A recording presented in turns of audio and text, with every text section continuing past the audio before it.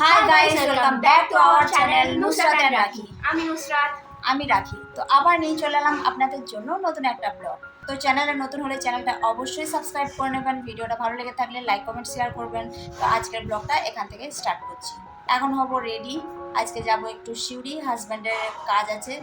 আমরা যাব শিউরি আর ওই পথে মেয়েকে স্কুলে দেবো, মেয়ের আছে স্কুল। এখন দুজনেই রেডি হয়ে এবারে বেরিয়ে যাব। Stay tuned. A few moments later. তো আজ প্রচন্ড রোদ করেছে, এই যে আমরা একটু রাস্তায় দাঁড়ালাম। তো এই রোদে আমি একদম তাকাতে পারছি না, আর গাড়ি একদম ফুল ট্যাঙ্ক করে নিয়েছি। জানি না এখন রেল গেট পড়বে কিনা। রেল গেট পড়বে? বলো, রেল গেট পড়বে কিনা? পড়বে না, রেল গেট পড়ার চান্স কম আছে। দেখি। আমরা প্রায় যখনই আসি রেল গেট তো পড়েই, খুব ভাগ্য ভালো থাকলে রেল গেট পড়ে না। তো দেখি আজ রেল গেট পড়ে কিনা। আমি তো রোদে একদম তাকাতে পারছি না, হেলমেট দিয়ে একটু আড়াল করে নিয়েছি। তো আমাদের বোলপুর থেকে এখনো মোটামুটি 1.5 ঘন্টা লাগে। তো এখনো এখান থেকে আর মোটামুটি 15 মিনিট একদম ফুল ট্যাঙ্ক করে নিয়েছি। রেল গেট যদি না পড়ে তাহলে আর 15 মিনিট লাগবে। হ্যাঁ, তো হেলমেটটা পরে নি।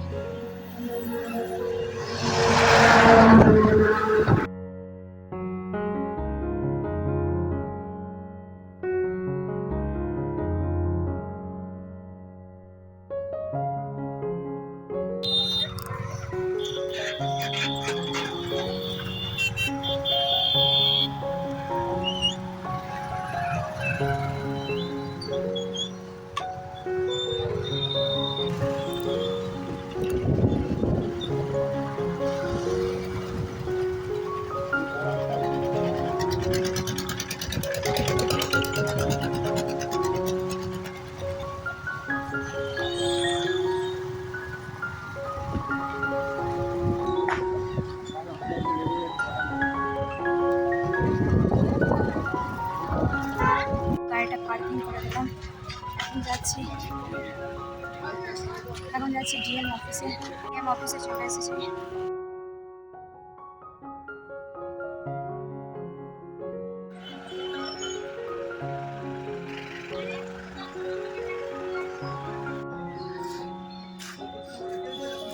না মুখে একদম রোদ করছে। তো আমাদের কাজ হয়ে গেল। এখন ডিএম অফিস থেকে বেরিয়ে আছি। হাজব্যান্ডে কিছু দরকারি কাজ ছিল ডিএম অফিসে। আমাদের গাড়িটা পার্কিংয়ে দেওয়া আছে। এখন নেবো স্কুটিটা। এই যে আমাদের স্কুটি রোদের মধ্যে রাখা আছে। কত লাগছে?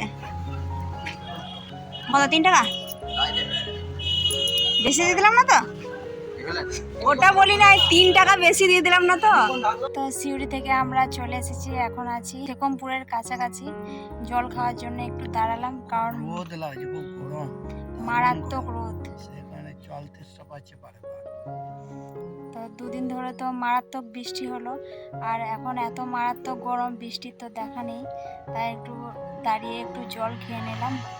এখান থেকে বোলপুর আর মোটামুটি 20 মিনিট লাগবে এখান থেকে যেতে, না 20 থেকে 30 মিনিট লাগবে।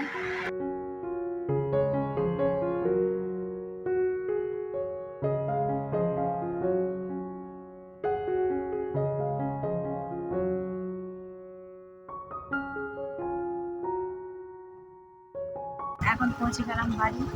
দিলে এখন খেতে মনে হচ্ছে, চুলগুলো অবস্থা এখন খারাপ করে। যখন দাঁড়িয়ে আছি বাড়ি। A few moments later. তো আজকে ডিনারে হচ্ছে উচ্ছে আলু ভাজা আর ইলিশ মাছ ভাজা। এই যে ইলিশ এনেছিলাম, ভালো করে ভেজে নিয়েছি, আর একটু ইলিশের তেল দিয়েছি আর একটু নুন। খেতে বসে গিয়েছি। আজকে ডিনারে হচ্ছে স্পেশাল মেনু ইলিশ মাছ ভাজা আর একটা সবজি উচ্ছে আলু ভাজা। লেট হয়ে গিয়েছে খেতে, 10টার সময় আমরা খেতে বসি, এখন বাজছে 11:15। তো এখন ফটাফট খেয়ে নিই, ঠান্ডা হয়ে গেলে খেতে ভালো লাগবে না। সবাই খাওয়া দাওয়া শুরু করে দিয়েছে। ইলিশ মাছ ভাজা থাকলে আর কিছুই লাগবে না। ইনি খাচ্ছেন ঘি ভাত, আলু সেদ্ধ করে ভাজা, আছে পটল ভাজা, মাছ ভাজা। ভাজা। তো খাওয়া দাওয়া কমপ্লিট হয়ে গেছে, এখন বাজে রাত 12:30। এনেছিলাম, মাংসগুলো ধোয়া হয়নি, তো এগুলো ভালো করে ধুয়ে ম্যারিনেট করে রেখে দেবো। তো কাল হচ্ছে রবিবার, কাল আমি বানাবো বিরিয়ানি। তো ছুটির দিনে বিরিয়ানি খেতে তো ভালোই লাগে, বাড়িতে সবাই থাকবে কালকে, মেয়ের ছুটি। ভাবলাম কাল বানাবো বিরিয়ানি।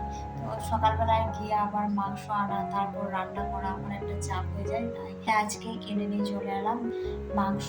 আজকে ভালো করে চিকেনটাকে মাখিয়ে, মশলা যেসব লাগে সমস্ত কিছু মশলা মাখিয়ে চিকেনটা ম্যারিনেট করতে রেখে দেবো, তাহলে কালকে রান্না করতে সুবিধা হবে। ম্যারিনেট করে এটা সারা রাত ফ্রিজে রেখে দেবো, এটা কাল সকালে রান্না করবো। ওগুলো ভালো করে সমস্ত মশলা চিকেনের গায়ে ভালো করে মাখিয়ে নেবো।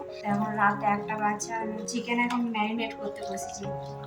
এটা মাখিয়ে সারা রাত রেখে দেবো, তারপর কাল রান্না করবো।